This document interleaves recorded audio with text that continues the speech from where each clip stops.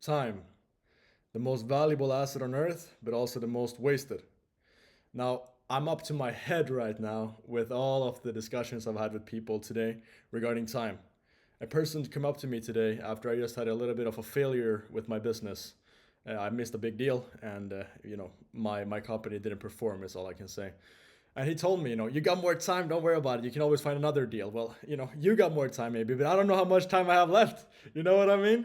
You never know how much time you have until you die. That's when the ending comes. And when that is there, yeah, you're gonna look back at all those missed opportunities and you're gonna be like, damn, man, I should have prepared more for it so I could have had a trained ability collide with an opportunity to show it off. What happens so much nowadays is that everybody has an untrained ability that then collides with an opportunity, and then they call it unlucky. How I see it is that if you're lucky, that just means you were prepared. You had a trainability collide with an opportunity for you to show it off. And then, of course, you got to have a field day because you've been training, practicing, and now you finally get the moment where you get the chance to show the entire world what you've been working on. But today, unfortunately, I hadn't prepared enough. I didn't do a good enough job and I lost that deal. But this is deeper than just, business or whatever you think is your main purpose of life, which might be fitness or, going to the gym, finding a relationship, whatever you think is the most important. This goes deeper than that. Because nowadays, everybody thinks that time solves all your problems. Well, that's only a true notion for those who were successful. You never know when you're gonna die. And that's a very, wasted or maybe a too overused phrase. Live every day like it's your last. But it's so true. You never know when it's gonna be your last day. The person who didn't wake up this morning probably expected he would have another day today. But he didn't. And how do you know that you won't die of a heart attack in your sleep tonight? And then you can say, what if, or, I should have do it tomorrow, or sacrifice, today, let's skip today, let me just scroll TikTok, or let me just go on YouTube, let me waste this day away, let me rot it away, because I always got tomorrow. Well, you always got tomorrow until you don't. So that's why I say to you guys that if there's anything you can do to try to get to your end goal faster, go for it. If you have to cheat to get there, if you have to take a shortcut, then do it. People say don't take shortcuts. Why would I take the longer path, motherfucker? If I can get there faster, I'll get there faster. And people say, of course, when you take shortcuts, you're gonna lose out on something. Maybe you won't find the lesson of life. And I understand that if you take it as a perspective of using steroids or performance enhancers, which could have long lasting effects. But if you could take a shorter path by any means that you can without it having any measurable long term future effects on your lifetime or your time spent, then go for it, man. As an example, I thought about this today. Many people will see the most beautiful girl they've ever seen in their life. The girl they want to marry, they're like, this girl is amazing. And all they'll do is go up and ask, hey, do you want to go on a date with me? If I find a girl that I really want, I think it's lazy for you to, first of all, not approach that girl because you're scared. You never know the future you could have had by just approaching her, first of all. So all of you guys who approach them, you're saying, hey, can I get your Instagram? Or hey, I really like you. Good job. You're already better than most people. But secondly, I still think you guys are lazy who just came up and asked for the Instagram. Because how I see it is that if it's the girl you really believe could be your future, then you should sacrifice everything to get that. Cheat, lie, whatever you have to do to get it, go for it. And this is beyond the girls. The girls are just an easy perspective to bring it up in. Same if you're a girl to find a guy.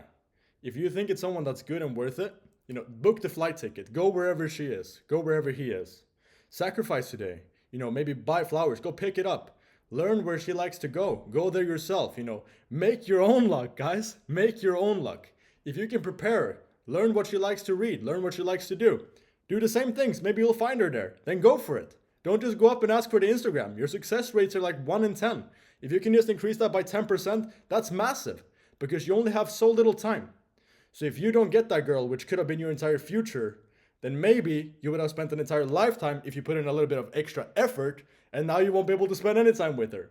And how I see it is that time is the most valuable asset on earth. So if you can get your dream girl at an early age, your dream car, your dream job, your dream life, getting closer to God at an early age, go for it by any means. Because the earlier you can get it, the more time you can spend with the people you love, or do more things you love. If you like to travel, make money early, or at least take a risk, because in the future you won't regret all the good things you've done. How often have you said, oh, I regretted going on a business trip, or I regretted going on a adventure? You never say that. And all the best memories you have always come from the worst ideas.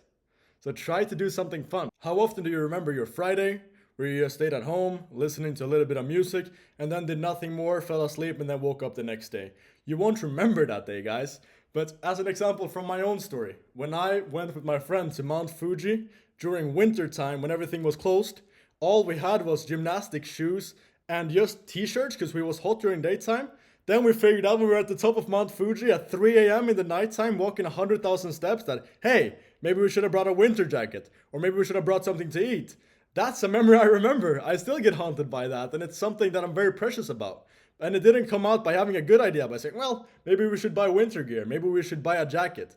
It came from just going for it. And of course, you might be like, well, that could, drastically decrease your lifespan. Hey, if that's not worth it, then don't go for it. But to me, living, 30 years worth of absolute excellence is a lot more worth to me, personally, than living 100 years safe in a corner. Now, the question is to you, would you rather live huddled up in a corner? People bring you 3 meals a day, you never sacrifice anything, you never take any risks, you just stay there in your corner and slowly molt away, die? Or would you rather, be alive but also living? Everyone's alive, but very few live. And that's how I see life. Guys, recently I actually started drinking water from only wine glasses. And you might ask yourself, hey, you look stupid, man. Like, why are you drinking water out of a wine glass? Like, what's the purpose of that? And I actually have a good story to it. And I also think, first of all, it looks very classy. When you drink some, water out of a wine glass, you just look a lot cooler. As you can see here, you look cooler. But secondly, except for just looking cool, I used to live in a very small apartment. It was like maybe 10 square meters. And I could basically have my bathroom next to my bed. And I couldn't really do much. I hated my environment. So I felt like I had to level up. So I booked, a big apartment in Tokyo, world's biggest city, 40 million, for what I know. And now I live a good life. A little expensive, but it's still a good life. So I was like, damn, I leveled up. Now I only drink from wine glasses water. And that's that story. And that's how I see it, guys. You have to have more fun stories to tell. Try to be a little bit weird. Try to be strange, because nothing fun comes from being boring. Nothing. And to be fun or to have more stories, you have to actually do more things. That's who gets remembered. Nobody remembers the critics, guys. The critics who's just sitting in the corner hating over the internet, the keyboard warriors, they never get anywhere. They never get success. Who heard about the guy who just went to his 9 to 5 and then died? Or the guy who just went to school, then got a job, then stayed in, the cubicle in the office, doing a job they hate next to a motherfucker they hate too? Who remembers that guy? The constant cycle of 9 to 5, 9 to 5, just living for the weekend, doing what you hate next to a motherfucker you hate too, so you can do what you love with who you love? That's stupid, man. I do every day something I think is fun. I might go to the park, I might go to the beach, I might go on an adventure like going to Mount Fuji, but at least I do something every day which is worth living for. I don't sacrifice a day. Never, because I don't know if it's my last. And since I adopted that mindset, a mindset of abundance rather than scarcity, my life has only gotten better. You might think that, hey, I'm working less right now and I'm, more out there, taking more risks. That would punish me economically or freedom-wise, but it's only rewarded me because fortune, basically rewards the brave. And the future is for those who write it, not for the people who sit around just watching. I would rather be the part of the movie than watch the movie. So yeah, thank you very much, guys. I hope you learned something from this video. Maybe you'll start drinking some water out of the wine glass as well. And to that I say cheers.